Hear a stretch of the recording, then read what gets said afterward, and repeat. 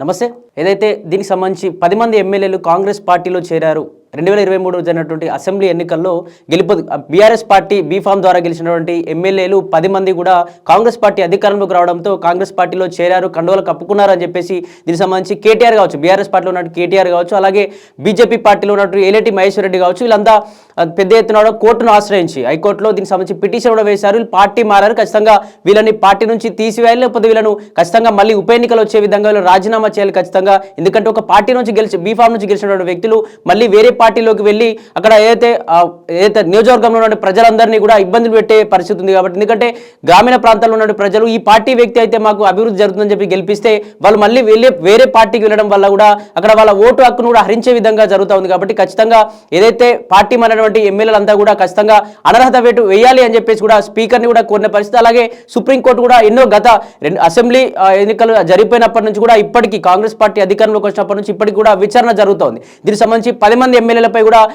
ఏదైతే అనర్హత వేటు ప్రకటించి ఖచ్చితంగా అక్కడ ఉప ఎన్నికలు జరపాలి అని చెప్పేసి కూడా కేటీఆర్ కావచ్చు, అందరూ పెద్ద ఎత్తున కూడా బీజేపీ నాయకులు కోర్టును ఆశ్రయించారు. దీనికి సంబంధించి స్పీకర్ కూడా 4 వారాల్లో ఖచ్చితంగా దీనికి సంబంధించి నివేదిక ఇవ్వాలి. అసలు వాళ్ళు ఏం ఆలోచిస్తా ఉన్నా, నిజంగా కాంగ్రెస్ పార్టీలో చేరారా ఏంటి అని చెప్పేసి ఖచ్చితంగా ఆ పూర్తి సమాచారాన్ని కూడా మా కోర్టుకు హాజరుపరచాలి అని చెప్పేసి కూడా స్పీకర్కి 4 వారాల వ్యవధిని కూడా ఇచ్చిన పరిస్థితి. ఇప్పుడు దాదాపు 18వ డేట్ అంటే రేపు దీనికి సంబంధించి వ్యవధి కూడా పూర్తయ్యే అవకాశం ఉంది. ఆ వ్యవధికి ముందు వారం రోజుల్లోనే ఖచ్చితంగా దీనికి సంబంధించి ఏదైతే అనర్హత వేటు వేయాలని చెప్పేసి ఇతర పార్టీ వాళ్ళు పిటిషన్ ఇచ్చారో ఖచ్చితంగా దానికి సంబంధించి నిర్ణయం తీసుకోవాలి స్పీకర్ గారు. 18వ తేదీ వరకు మీకు సమయం ఇస్తున్నాం. 18వ తేదీ దాటితే మాత్రం ఖచ్చితంగా మా అదుపులో ఖచ్చితంగా దీనికి సంబంధించి కూడా తీర్పు ఉంటుంది అని చెప్పేసి కూడా హెచ్చరించిన పరిస్థితి. ఇంతకుముందు కూడా ఈ 4 వారాల కాలం కంటే ముందు కూడా కొన్ని రోజులు సమయం ఇచ్చిన పరిస్థితి. 10 మంది ఎమ్మెల్యేలపై ఖచ్చితంగా స్పీకర్ మాట్లాడాలని కూడా చెప్పారు. కానీ కనీసం ఏ ఒక్క నివేదిక ఇవ్వకుండా, కనీసం వాటిపై చర్చించకుండా, ఎవరిని కూడా అసెంబ్లీ దగ్గరికి పిలిపించుకొని మాట్లాడలేదు కాబట్టి దీనికి సంబంధించి స్పీకర్ గడ్డం ప్రసాద్ పైన కూడా హైకోర్టు అలాగే సుప్రీంకోర్టు కూడా సీరియస్ అయిన పరిస్థితి. ఈ రోజు దాదాపు 3 గంటల 30 నిమిషాల సమయంలో ఏదైతే అసెంబ్లీ సమీపంలో ఉన్నటువంటి స్పీకర్ ఆఫీస్ వద్ద, స్పీకర్ కార్యాలయం వద్ద కూడా ఈ బీఆర్ఎస్ పార్టీ కావచ్చు, బీజేపీ సంబంధించినటువంటి అడ్వకేట్స్ కావచ్చు, అలాగే ఏదైతే ఈ 10 మంది ఎమ్మెల్యేలు పార్టీ మారినటువంటి ఎమ్మెల్యేలో ఓన్లీ ఈ రోజు 5గురి అనర్హత పిటిషన్ పైనే దానికి సంబంధించి నివేదిక ఇవ్వాలి అని చెప్పేసి కూడా సుప్రీంకోర్టు కోరింది. దీనికి సంబంధించి బీఆర్ఎస్ పార్టీ సంబంధించిన అడ్వకేట్స్ కావచ్చు, అలాగే కాంగ్రెస్ పార్టీ నుంచి కాంగ్రెస్ పార్టీ ఎమ్మెల్యేలుగా ఉంటున్నటువంటి బీఆర్ఎస్ పార్టీ నుంచి కాంగ్రెస్ పార్టీలోకి వచ్చి కాంగ్రెస్ పార్టీలో ఏదైతే కాంగ్రెస్ పార్టీ చేసినటువంటి దీనికి సంబంధించి మీటింగ్స్లో కావచ్చు, అలాగే భారీ బహిరంగ సభల్లో కూడా ఎమ్మెల్యేలు పాల్గొంటూ ఉన్నారు. అలాగే దీనికి సంబంధించి ప్రతి ఒక్క కార్యక్రమాల్లో, పార్టీ కార్యక్రమాల్లో కూడా ఏదైతే బీఆర్ఎస్ పార్టీ బీఫామ్ పైన గెలిచినటువంటి ఎమ్మెల్యేలందరూ కూడా పాల్గొంటూ ఉన్నారు. కాబట్టి వీళ్ళ యొక్క ఏదైతే 10 మందిలో ఉన్నటువంటి 5గురికి సంబంధించి అడ్వకేట్స్ కూడా 5గురికి సంబంధించినటువంటి వాళ్ళ అడ్వకేట్స్ కూడా దీనికి సంబంధించి అసెంబ్లీ కార్యాలయానికి కూడా రానున్నారు. దీనికి సంబంధించి అలాగే బీఆర్ఎస్ పార్టీ అలాగే బీజేపీ సంబంధించిన కూడా అడ్వకేట్లు కూడా ఇక్కడికి వచ్చే పరిస్థితి నెలకొన్న పరిస్థితి. ఏదైతే దీని 10 మంది ఎమ్మెల్యేల్లో ఓన్లీ 5 పైన మాత్రం ఈరోజు నివేదిక ఇవ్వాలని చెప్పేసి సుప్రీంకోర్టు కోరింది. అందులో ఈ 10 మందిలో 2 అనగా దీనికి సంబంధించి దానం నాగేందర్ కావచ్చు, అలాగే గూడెం మైపాల్ రెడ్డి కావచ్చు, ఖచ్చితంగా మాకు కొంచెం సమయం కావాలి, ఇంకా మేము పార్టీలో చేరలేదు, మేము దానికి సరైన నిర్ణయం తీసుకుంటాం కాబట్టి ఆ నివేదిక ఇచ్చేందుకు కొంచెం మాకు సమయం కావాలి అని చెప్పేసి కూడా దీనికి సంబంధించి వాళ్ళిద్దరు కోరడంతో వాళ్ళకు సుప్రీంకోర్టు సానుకూలంగా స్పందించి సరే సమయం తీసుకోండి అని చెప్పి చెప్పిన పరిస్థితి. ఇంకా 8 మందిలో ఎమ్మెల్యేలు ఉన్నాయి. 8 మందిలో 3గురిని నివేదిక తర్వాత ఇవ్వమని కోరింది సుప్రీంకోర్టు. ఈరోజు 5గురిని, ముఖ్యంగా ఈ 5గురు వ్యక్తులను కూడా ఈరోజు ఖచ్చితంగా వీళ్ళ యొక్క నిర్ణయాన్ని ప్రకటించాలి మాకు అని చెప్పేసి కూడా అరికెప్పూడి గాంధీ కావచ్చు, తెల్లం వెంకట్రావు, బండ్ల కృష్ణమోహన్ రెడ్డి, అలాగే ప్రకాష్ గౌడ్, గూడెం మైపాల్ రెడ్డి, వీళ్ళని ఈ 5గురిని ఖచ్చితంగా వీళ్ళ యొక్క నివేదికను, వీళ్ళ యొక్క సారాంశం, అసలు నిజంగా పార్టీలో చేరారా, లేకపోతే కాంగ్రెస్ పార్టీలో ఉన్నారా, లేకపోతే బీఆర్ఎస్ పార్టీలోనే ఇంకా కొనసాగే అవకాశం ఉందని చెప్పేసి కూడా ఈ అంశాలన్నీ నివేదిక కూడా ఖచ్చితంగా మాకు సమర్పించాలి అని చెప్పి సుప్రీంకోర్టు స్పీకర్ గడ్డం ప్రసాద్ అయితే పెద్ద ఎత్తున కూడా హెచ్చరించిన పరిస్థితి.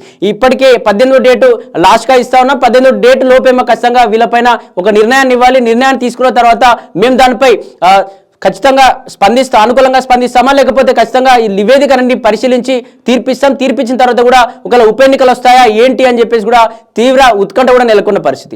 దీనికి సంబంధించి దానం నాగేందర్ కావచ్చు, అలాగే గూడెం మైపాల్ రెడ్డి కావచ్చు, మాకు కొంచెం సమయం ఇవ్వాలి అని చెప్పేసి సుప్రీంకోర్టుకు వేడుకోవడంతో సుప్రీంకోర్టు వారిద్దరికి సానుకూలంగా స్పందించి సరే సమయం తీసుకోండి అని చెప్పేసి వాళ్ళిద్దరికీ కొంచెం సమయం ఇవ్వడం పరిస్థితి. అలాగే ఇంకా ఉన్నటువంటి 8 మంది ఎమ్మెల్యేలో ఓన్లీ ఈ రోజు 5గురు ఎమ్మెల్యేల పైన ఈరోజు 3 గంటల 30 నిమిషాలకు అసెంబ్లీ కార్యాలయంలో గడ్డం మండలం స్పీకర్, అలాగే బీఆర్ఎస్ పార్టీకి సంబంధించిన అడ్వకేట్లు, బీజేపీకి సంబంధించిన అడ్వకేట్లు, అలాగే ఏదైతే 5 ఎమ్మెల్యేల యొక్క అడ్వకేట్లు కూడా వాళ్ళ యొక్క అంశాన్ని అంటే ఎమ్మెల్యేలు ఏం చెప్పబోతా ఉన్నారో వాళ్ళ యొక్క నిర్ణయం ఏంది, నిజంగా పార్టీలో చేరారా లేదా అని చెప్పేసి కూడా చెప్తున్న పరిస్థితి. ఇప్పటికే ఈ చాలా రోజుల నుంచి కూడా కేటీఆర్ చాలాసార్లు చెప్తా ఉన్నాడు, నిజంగా మా పార్టీ బీఫామ్ నుంచి గెలిచిన వ్యక్తుల్ని కాంగ్రెస్ పార్టీ గుంజుకుంది కాబట్టి ఖచ్చితంగా అక్కడ ఉప ఎన్నికలు జరగాల్సిందే, మళ్ళీ ఎన్నికల్లో మా బీఆర్ఎస్ పార్టీ అభ్యర్థులను గెలిపించుకుంటామని చెప్పేసి ఇటు కేటీఆర్ కావచ్చు, బీజేపీ ఎమ్మెల్యేలు కూడా చాలా మంది చెప్పిన పరిస్థితి. కానీ ఇప్పటికైతే వాళ్ళు కాంగ్రెస్ పార్టీలో చేరినటువంటి ఈ 10 మంది ఎమ్మెల్యేలు కూడా ఎప్పుడు కూడా మేము కాంగ్రెస్ పార్టీలో చేరలేదు, మేము కప్పుకుంది కాంగ్రెస్ కండువా కాదు, ఒక దేవుని కండువా అని చెప్పేసి కూడా చాలా రకాలుగా కూడా మాట్లాడుతూ వచ్చిన పరిస్థితి.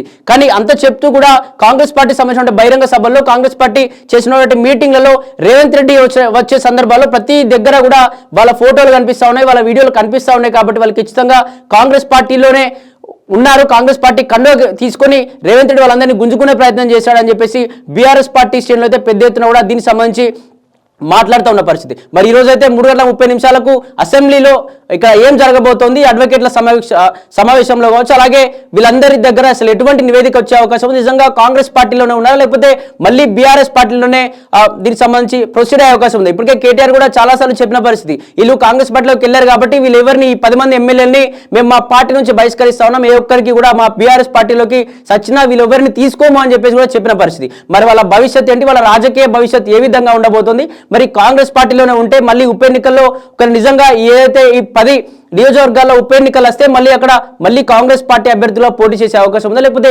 ఇండిపెండెంట్ గా పోటీ చేసి అక్కడ మళ్ళీ ప్రజల యొక్క మెప్పును కోరే అవకాశం ఉంది. ఎందుకంటే ప్రజల్లో కూడా చాలా పెద్ద ఎత్తున కూడా చెడు అభిప్రాయం ఏర్పడింది. ఎందుకంటే మేము ఒక పార్టీ నుంచి గెలిపించుకున్నాం, లేకపోతే మేము ఒక సీఎం కేసీఆర్ను చూసి, మాజీ సీఎం కాబట్టి కేసీఆర్ను చూసి, ఒక ఉద్యమకారుని చూసి మేము గెలిపించుకున్నామని చెప్పేసి చాలాసార్లు కూడా ప్రజలు పబ్లిక్ టాక్స్ లో కూడా ప్రజలు మాట్లాడుతున్న పరిస్థితి.